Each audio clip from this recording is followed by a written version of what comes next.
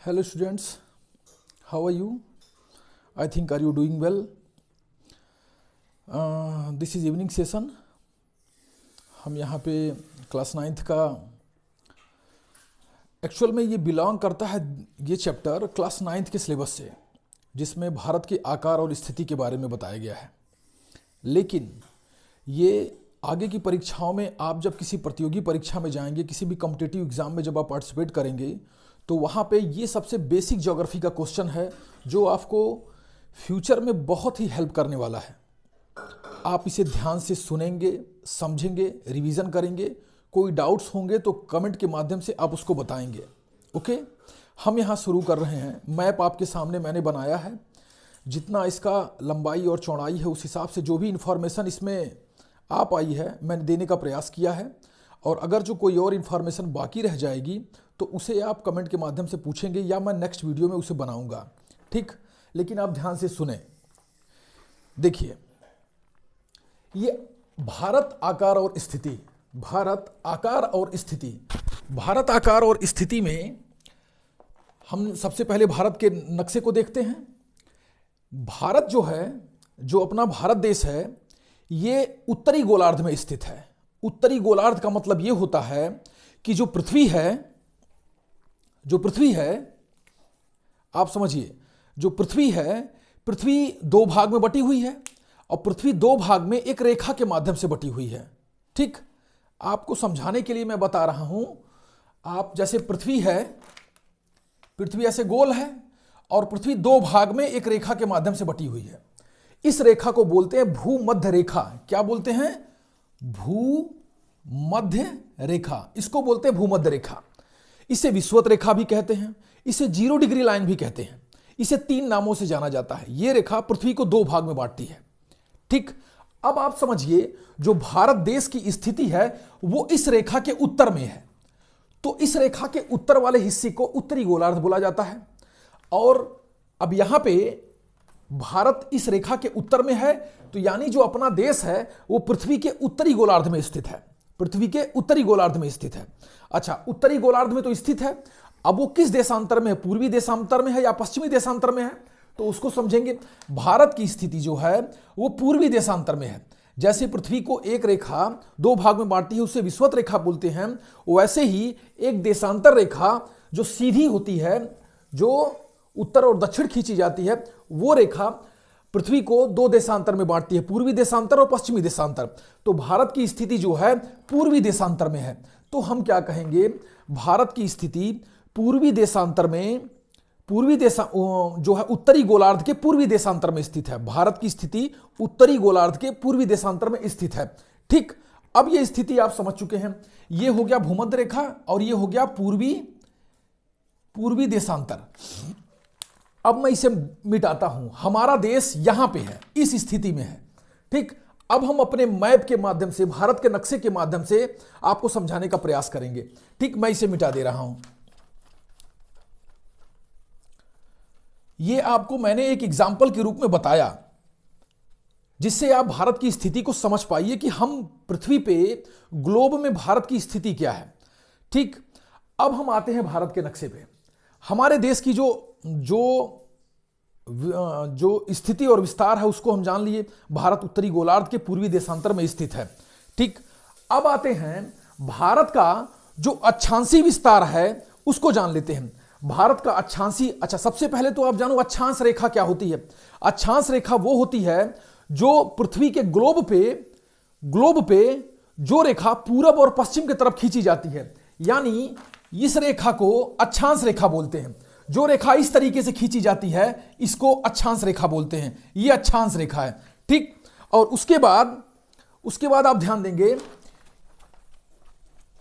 और जो पृथ्वी पे जो रेखा इस तरीके से खींची गई है उसे देशांतर रेखा कहते हैं। ये देशांतर रेखा है और इससे पहले जो हमने बताया उसे अक्षांश रेखा कहते हैं। सबसे पहले अब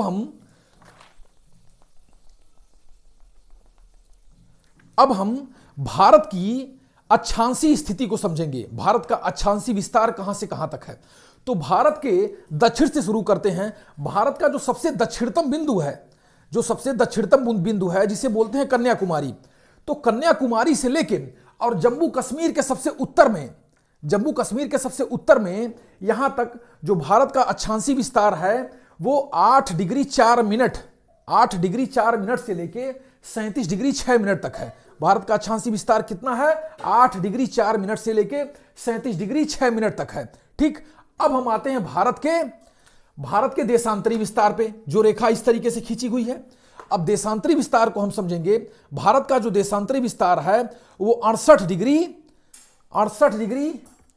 6 मिनट, 68 डिग्री 6 मिनट से लेके, यानी वो 68 डिग्री और 6 मिनट से लेके, और सबसे पूरब में 68 degree 6 minute, 68 degree 6 minute Bharat का पश्चिमी देशांतर है। और उसके बाद भारत का जो पूर्वी देशांतर है वो 97 डिग्री 25 मिनट तक है। वो 97 डिग्री 25 मिनट तक है। ठीक, तो भारत का जो देशांतरी विस्तार है वो 68 डिग्री 6 मिनट पश्चिम से लेके 97 डिग्री 25 मिनट पूरब तक है। तो हमने भारत का अक्षांशीय और देशांतरी विस्तार को समझ लिया।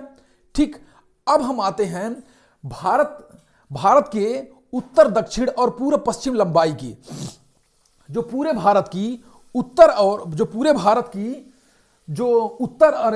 पूरब और पश्चिम की जो लंबाई है, पूरब और पश्चिम की लंबाई है वो है 2933 किलोमीटर। ये पूरब और पश्चिम की जो लंबाई है ये 2933 किलोमीटर की है। ठीक, और उसके बाद जो उत्तर और दक्षिण की लंबाई है ये 3214 किलोमीटर की है। ये उत्तर और दक्षिण की जो लंबाई है ये 3214 किलोमीटर की है। ठीक, तो भारत का पूरब और पश्चिम का जो विस्तार है वो 2933 किलोमीटर है, और भारत का उत्तर और दक्षिण जो विस्तार है वो 3214 किलोमीटर है। ठीक, अब हमने जब भारत के विस्तार को समझ लिया तो अब हम भारत के सीमा पे आते हैं। जब हम भारत के सीमा पे आते हैं,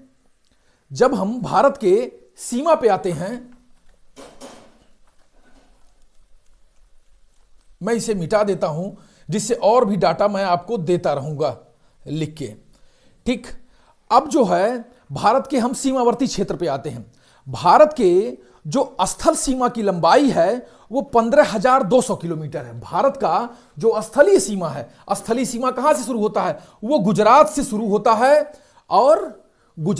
होता है और त्रिपुरा तक जाता है। भारत की जो स्थलीय सीमा है वो पूरब के गुजरात राज्य से शुरू होता, पश्चिम के गुजरात राज्य से शुरू होता है और पूरब के त्रिपुरा राज्य तक जाता है। तो भारत की जो स्थलीय सीमा की लंबाई है वो 15,200 किलोमीटर। कितनी है? 15,200 किलोमीटर है। ठीक, ये हो गया 15,200 किलोमीटर। ये क्या है? ये भारत का स्थलीय सीमा है, स्थलीय सीमा। ये भारत की स्थलीय सीमा है 15,200 किलोमीटर। ठीक, अब हम आते हैं भारत के तटीय सीमा को समझने। भारत के तटीय सीमा को समझेंगे। एक चीज ध्यान रखिएगा, भविष्य में किसी भी प्रतियोगी परीक्षाओं में ये प्रश्न सीधे सीधे पूछ दिए जाते हैं। जो आपके 9th के सिलेबस में ये विषय दिया गया है, ये बहुत ही महत्वपूर्ण पोर्शन है। इसीलिए इस पे मैंने आज चार्ट के माध्यम से समझा के वीडियो बनाने का प्रयास किया है। ठीक, नेक्स्ट आप देखेंगे जो भारत की तटीय सीमा है। अब तटीय सीमा भारत की कौन सी है? वो गुजरात राज्य से शुरू होती है। ये क्या है? ये गुजरात राज्य है।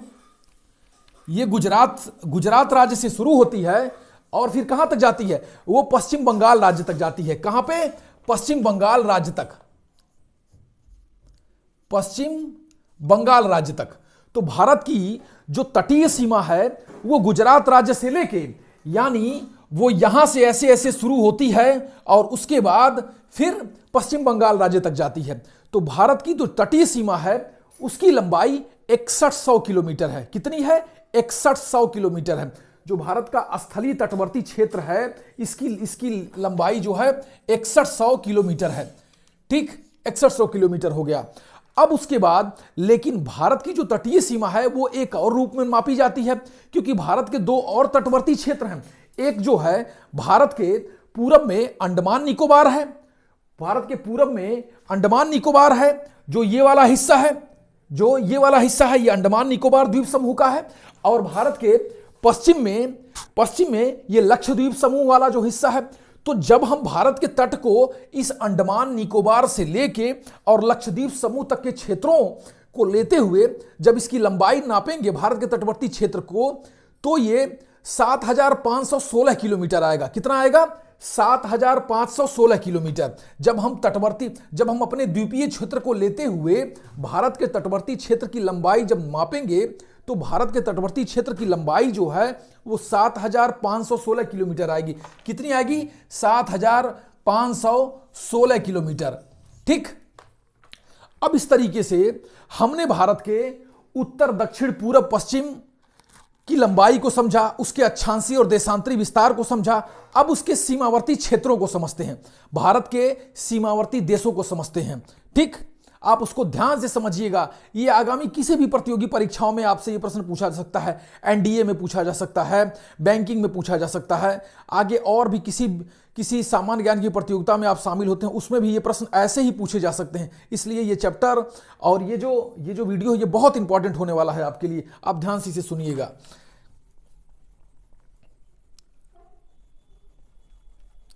अब देखिए, मैं इसको इरेज कर दे रहा हूं। अब उसके बाद आप यहां समझेंगे कि जो भारत है, ये जो भारत है, तो भारत के जो पड़ोसी देश हैं, इनकी संख्या कितनी है? इनकी संख्या 7 है। भारत के पड़ोसी देशों की संख्या 7 है। इसमें जो सबसे बड़ा पड़ोसी देश है, भारत के जो पड़ोस में सबसे बड़ा पड़ोसी देश है वो है चीन। भारत के पड़ोस में जो सबसे बड़ा पड़ोसी देश है उसका नाम है चीन।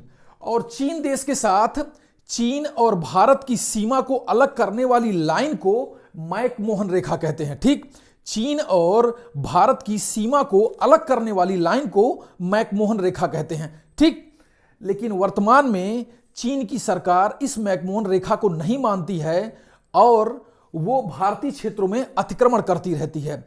और उसी अतिक्रमण का ही परिणाम था कि भारत और चीन के बीच में डोकलाम विवाद हुआ था, जिस डोकलाम विवाद के चलते भारत के 40 जवान मारे गए थे। इस पे मैं एक अलग से वीडियो बनाऊंगा। फिलहाल हम अपने टॉपिक पे आते हैं। तो भारत और चीन की को अलग करने के लिए मैकमोहन रेखा है जो भारत और चीन की सीमा को अलग करता है। अब हम आते हैं, भारत और चीन की सीमा को अलग करने वाली मैकमोहन लाइन हो गई, लेकिन इस लाइन की लंबाई कितनी है? यानी भारत और चीन की सीमा की लंबाई कितनी है? भारत और चीन की सीमा की लंबाई है 3,488 किलोमीटर। कितनी है? 3,488 किलोमीटर। 3,488 किलोमीटर। भारत और चीन के सीमा की लंबाई 3,488 किलोमीटर। उसके बाद हम आते हैं पाकिस्तान से। पाकिस्तान जो हमारा ये कहो कि जो पटीदार होते हैं ना, जब घर का बंटवारा हो जाता है तो जो बंटवारा होके अलग आदमी जाता है वो सबसे ज्यादा एक दूसरे अपने पड़ोसी के साथ विवाद उत्पन्न करता है। तो वही स्थिति हमारे भारत और पाकिस्तान की है। 1947 से पहले हम दोनों देश एक थे, लेकिन कुछ झगड़े और बवाल मनमुटाव के चलते वो अलग हो गए। अब अलग हो जाने के बाद वो पूरी की पूरी पटीदारी भारत के साथ साधता है और जब होता है तब भी भारत के ऊपर युद्ध जो है थोप देता है। 1947 में भारत के साथ युद्ध किया, 1965 में पाकिस्तान भारत के साथ युद्ध किया, फिर 1971 में पाकिस्तान भारत के साथ युद्ध किया, फिर 1999 में पाकिस्तान भारत के साथ युद्ध किया। अभी न जाने कितना आगे संघर्ष उसके साथ लिखा है, लेकिन वो देश सुधरने का नाम नहीं ले रहा है। फिलहाल हम बस उसे समझते हैं। भारत और पाकिस्तान की जो सीमा रेखा है उसको किस नाम से जाना जाता है? तो भारत और पाकिस्तान की जो सीमा रेखा है उसे रेड क्लिफ लाइन के नाम से जाना जाता है। भारत और पाकिस्तान की जो सीमा है उसे रेड क्लिफ नाम से जाना जाता है। और रेड क्लिफ लाइन जो है वो कितनी लंबी है? ये 3,223 किलोमीटर है। रेड क्लिफ लाइन कितनी है? 3,223 किलोमीटर लंबी है। ठीक। अब उसके बाद हम आते हैं भारत की सबसे लंबी सीमा रेखा वाला देश। भारत की सबसे लंबी सीमा रेखा बांग्लादेश के साथ होती है। भारत की सबसे लंबी सीमा रेखा बांग्लादेश के साथ होती है और जो है 4,096 किलोमीटर। 4,096 किलोमीटर। भारत और बांग्लादेश कहां है? ये बांग्लादेश है जिसे हम BND कर देते हैं। तो जो बांग्लादेश के साथ भारत की सीमा है ये 4,096 किलोमीटर की है। ठीक। अब उसके बाद हम कुछ और पड़ोसी देशों को देखते हैं। भारत का एक प्रमुख पड़ोसी देश है नेपाल। बहुत सारे लोग वहां पे घूमने भी जाते हैं, वहां पे वीजा और पासपोर्ट नहीं लगता है। ठीक, ये भारत और नेपाल के रिश्ते, अच्छे रिश्ते का ही प्रतीक है कि वहां घूमने जाने पे भारतीय नागरिकों का कोई भी वीजा पासपोर्ट नहीं लगता। लेकिन अब हम जरा उस देश को समझेंगे। नेपाल हिमालय की तराई में स्थित एक देश है जिसे पूरी तरीके से हिमालयी देश ही कहा जाता है। ठीक, भारत और नेपाल की जो सीमा रेखा है उसे जीरो लाइन के नाम से भी जानते हैं, और उसकी जो लंबाई है वो 1751 किलोमीटर है। भारत और नेपाल की जो सीमा रेखा है उसकी लंबाई 1751 किलोमीटर है, 1751 किलोमीटर है। ठीक, उसके बाद हम आते हैं भारत का एक सबसे भरोसेमंद पड़ोसी देश जो है वो है भूटान। भारत और भूटान का भी बहुत मधुर संबंध है। वहां भी जाने पे कोई वीजा पासपोर्ट की आवश्यकता नहीं होती है। सिक्किम जब हम घूमने जाते हैं, या जब हम जो है पश्चिम बंगाल के क्षेत्रों में जब घूमने जाते हैं, तो उन क्षेत्रों के माध्यम से वहां घूमते हुए हम भूटान के क्षेत्रों में जा सकते हैं या भूटान देश में प्रवेश कर सकते हैं।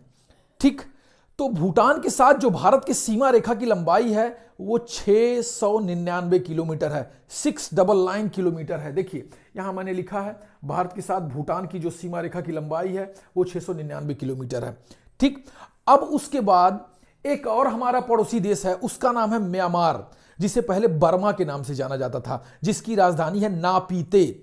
तो यह देश इसलिए महत्वपूर्ण हो जाता था, पहले इसकी राजधानी रंगून थी लेकिन अब वो चेंज हो गई, अब उसे नापीते के नाम से जाना जाता है। ठीक, अब ये जो है हमारे उत्तर पूर्व के राज्य हैं। आप ध्यान से समझिएगा, ये जो अरुणाचल प्रदेश है, अरुणाचल प्रदेश से होते हुए, नागालैंड से होते हुए, मणिपुर से होते हुए, और ये मिजोरम होते हुए, ये पूरे के पूरे पूर्वी भारत है उससे सटा हुआ ये देश है। ठीक, और ये जो सीमा है, इस सीमा पे एक पर्वत श्रृंखला है जिसका नाम है अराकान योमा, इसे बोलते हैं अराकान योमा। तो ये पर्वत सीमा के पूरब में जो देश है उसका नाम है म्यांमार। म्यांमार के साथ जो भारत की सीमा लगती है उसकी लंबाई है 1643 किलोमीटर, 1643 किलोमीटर। ठीक, 1643 किलोमीटर। ठीक, अब इस तरीके से हमने इस स्थिति को जाना। अब हम आते हैं दक्षिण में। दक्षिण में जब हम आते हैं तो हमारे दक्षिण में एक प्रमुख पड़ोसी देश है श्रीलंका। प्राचीन काल से ही भारत और श्रीलंका के रिश्ते के बारे में हम सब रामायण में पढ़ चुके हैं।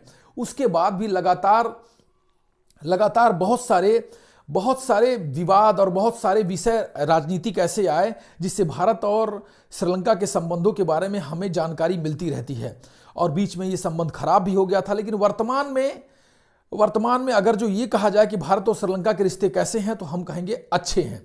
ठीक, तो ये है भारत के पड़ोस में स्थित देश श्रीलंका। ठीक, और ये श्रीलंका देश है। श्रीलंका और भारत को अलग करने वाला जो समुद्री क्षेत्र है उसको बोलते हैं पाक जल संधि। उसे क्या बोलते हैं? भारत और श्रीलंका को अलग करने वाला जो समुद्री क्षेत्र है उसको बोलते हैं पाक जल संधि। ठीक, पाक जल संधि, ये पाक जल संधि है जिसके माध्यम से भारत से श्रीलंका अलग होता है। ठीक, और यहीं पे जो राम सेतु की चर्चा होती है वो भारत के कन्याकुमारी से लेकर श्रीलंका तक है। भारत के रामेश्वरम का सबसे दक्षिणी हिस्सा, भारत के रामेश्वरम जिले का सबसे दक्षिणी हिस्सा जिसे कहते हैं धनुषकोट से लेके और श्रीलंका के जाफना के सबसे उत्तरी वाले हिस्से में, श्रीलंका के उत्तरी हिस्से को जाफना बोलते हैं। ठीक, इसके जाफना के सबसे उत्तरी वाले क्षेत्र तक वो जो है वो प्राकृतिक ब्रिज बना हुआ है, एक पुल जैसा बना हुआ है जिसे राम सेतु कहा जाता था, लेकिन वर्तमान में इसे एडम ब्रिज कहा जाता है। एडम ब्रिज यानी पत्थरों की एक ऐसी श्रृंखला जो कई लाख साल पहले यहां पे थी, और जो है वर्तमान में वो डूब चुकी है पानी के अंदर, लेकिन तभी भी वो नासा ने अपने सैटेलाइट के माध्यम से उसकी स्थिति को वहां देखा था। उसे नाम दिया गया है एडम ब्रिज, जिसे हम अपनी पौराणिक मान्यता के अनुसार राम सेतु के रूप में जानते हैं। ओके, अब हम आते हैं भारत का एक और पड़ोसी देश है जिसे मालदीव के नाम से जाना जाता है, ठीक। अब भारत और मालदीव को अलग करने के लिए एक रेखा है। भारत के पश्चिम में जो द्वीप समूह है उसे लक्षद्वीप समूह बोलते हैं। ठीक, लक्षद्वीप समूह है। तो लक्षद्वीप समूह के सबसे दक्षिण में स्थित जो द्वीप है उसका नाम है मिनिकॉय। क्या नाम है? उसका नाम है मिनिकॉय। तो मिनिकॉय और मालदीव के बीच में एक अक्षांश रेखा गुजरती है। मिनिकॉय और मालदीव के बीच में एक अक्षांश रेखा गुजरती है जिसे 10 डिग्री चैनल के नाम से जाना जाता है। यह 10 डिग्री चैनल भारत और मालदीव को अलग करता है। इस प्रकार से हमने भारत के पड़ोसी देशों की स्थिति को जाना और भारत के आकार और स्थिति को जाना। ठीक, और एक चीज, अब समुद्री क्षेत्र को तो हम एक बार समझ लेते हैं। भारत के पश्चिम में अरब सागर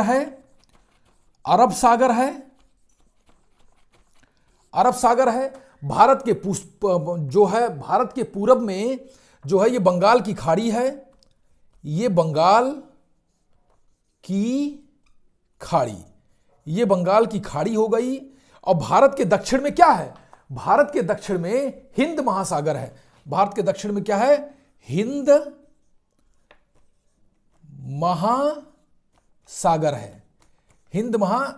है। ठीक, तो भारत का जो दक्षिणी हिस्सा है वो 3 तरफ से समुद्र से घिरा हुआ है।